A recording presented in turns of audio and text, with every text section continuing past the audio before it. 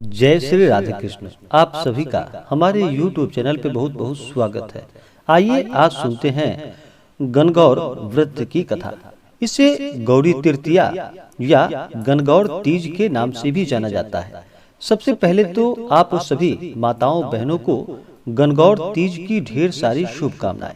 गणगौर तीज का व्रत, इस व्रत को महिलाएं अखंड सौभाग्य की प्राप्ति के लिए करती हैं तथा कुमारी कन्याएं उत्तम वर की प्राप्ति के लिए इस व्रत को करती हैं।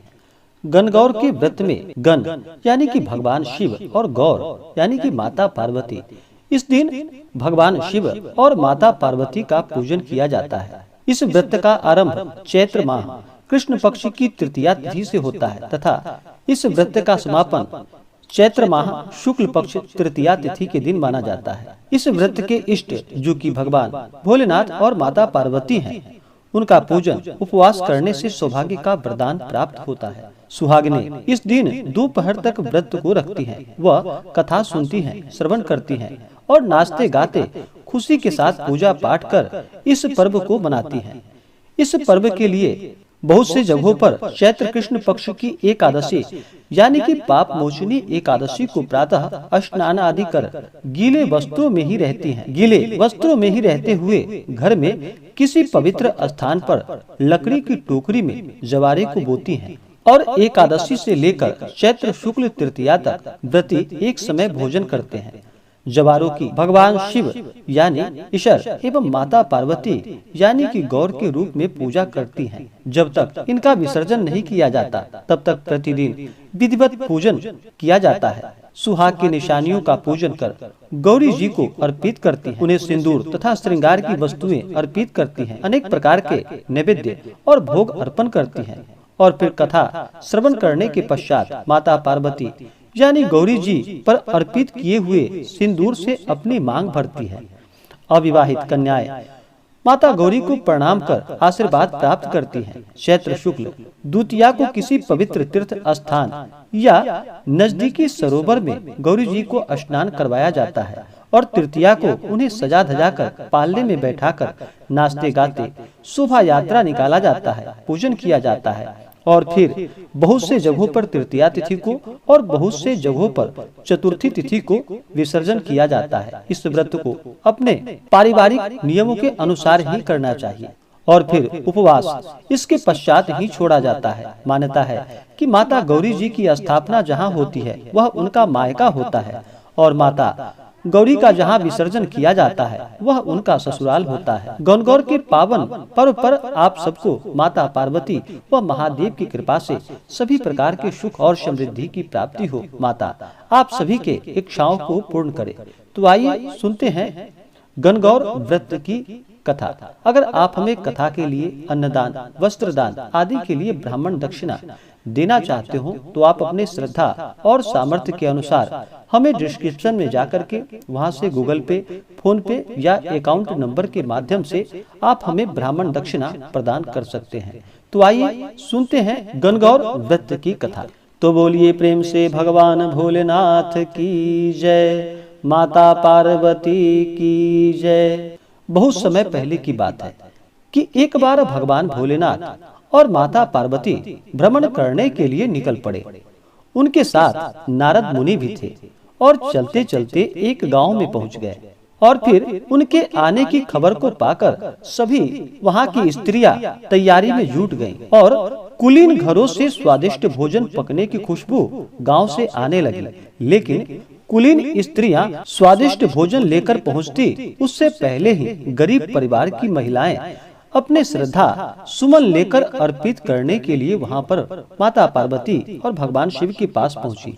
माता पार्वती ने उनकी श्रद्धा व भक्ति भाव को देखते हुए सुहाग रस उन पर छिड़क दिया और फिर जब उच्च घरों से स्त्रियां तरह तरह के मिष्ठान और पकवान लेकर पहुंची तो माता के पास उन्हें देने के लिए कुछ भी नहीं बचा था। तब भगवान भोलेनाथ ने माता पार्वती जी से कहा कि अपना सारा आशीर्वाद तो उन गरीब स्त्रियों को ही आपने दिया, अब इन्हें आप क्या देंगे। फिर माता पार्वती ने कहा कि जो भी स्त्रियां सच्ची श्रद्धा के साथ यहाँ पर आई हैं, उस पर ही इस विशेष सुहाग रस की छींटे पड़ेंगे और वह सौभाग्यशालिनी होगी। तब माता पार्वती ने अपने रक्त के छींटे बिखेरे जो उचित पात्रों पर पड़े और वे धन्य हो गए। लोभ, लालच और अपने ऐश्वर्य का प्रदर्शन करने वाली पहुंची हुई महिलाओं को निराश ही लौटना पड़ा। मान्यता है कि यह दिन चैत्र माह शुक्ल पक्ष की तृतीया तिथि थी। तब से लेकर आज तक स्त्रियां इस दिन गण यानी कि भगवान शिव और गौर यानी कि माता पार्वती की पूरे विधि विधान के साथ पूजन करती हैं, जिससे कि माता गौरी प्रसन्न होकर के अपने भक्तों को मनोवांछित फलों को प्रदान करती हैं तथा स्त्रियों का सुहाग अखंड रहता है और कुमारी कन्याओं को उत्तम वर की प्राप्ति होती है। तो बोलिए प्रेम से भगवान भोलेनाथ की जय, माता पार्वती की जय। इसी प्रकार से जो भी सच्ची श्रद्धा के साथ गणगौर का व्रत करती हैं, कथा श्रवण करती हैं, उन्हें सभी प्रकार के सुख और समृद्धि की प्राप्ति होती है। बहुत से जगहों पर चैत्र शुक्ल तृतीया के दिन सौभाग्यवती स्त्रियां इस दिन प्रातः काल स्नान करके उत्तम एवं रंगीन वस्त्र धारण करती हैं। फिर शुद्ध स्थानों में 24 अंगुल की सम चौरस वेदी बनाती है और उस पर केसर, चंदन और कपूर से मंडप बनाकर उसमें सोने या चांदी की मूर्ति को स्थापित करके अनेक प्रकार के फल, पुष्प, दुर्वा और गंधादि से पूजन करती हैं। उसी जगह गौरी, उमा, ललिता, शुभगा, भगमालिनी, मनोन्मा, भवानी, कामदा, भोगवर्धिनी और अंबिका इनको भी गंध और पुष्पादि से पूजित करती हैं और सुशोभित करती हैं। और भोजन में केवल एक बार दूध पीती है रात्रि के समय में। इससे पुत्रादिक और अखंड सुख सौभाग्य की प्राप्ति होती है। यह व्रत सभी जगह अपने अपने परिवार के नियमों के अनुसार ही मनानी चाहिए। किसी भी प्रकार के व्रत में नियम और निष्ठा का पालन करना चाहिए। व्रत के लिए कभी भी मन में संशय नहीं होना चाहिए। व्रत कभी भी श्रद्धा, भक्ति भाव और विश्वास के साथ ही करना चाहिए, तभी व्रत सफल हो पाता है। अगर व्रत के लिए मन में अश्रद्धा हो तो वह व्रत कभी भी सफल नहीं हो पाता। इसलिए कभी प्रभु पे विश्वास करते हुए ही उस व्रत को करना चाहिए। व्रत के दौरान ब्रह्मचर्य का पालन करना चाहिए। किसी के ऊपर बिल्कुल भी क्रोध नहीं करनी चाहिए। अपने मन में किसी के प्रति ईर्षा या द्वेष का भाव नहीं लाना चाहिए।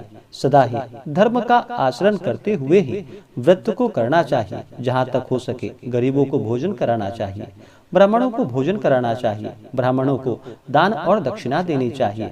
कभी भी किसी का दिल नहीं दुखाना चाहिए और धर्म का आचरण करते हुए ही व्रत को करना चाहिए। इससे पुण्य फलों की प्राप्ति होती है। तो आशा करता हूँ कि यह जानकारी आपको अच्छा लगा हो। ऐसे ही ज्ञानवर्धक जानकारियाँ प्राप्त करने के लिए हमारे इस चैनल को लाल बटन दबा करके सब्सक्राइब करें, साथ में बेल आइकन घंटी दबाएं, ताकि मेरे वीडियो का नोटिफिकेशन आपके पास सबसे पहले पहुंचे। वीडियो को लाइक और अपने मित्रों तथा दोस्तों के साथ शेयर करें। सुखी रहें और स्वस्थ रहें। जय श्री राधे कृष्ण। धन्यवाद।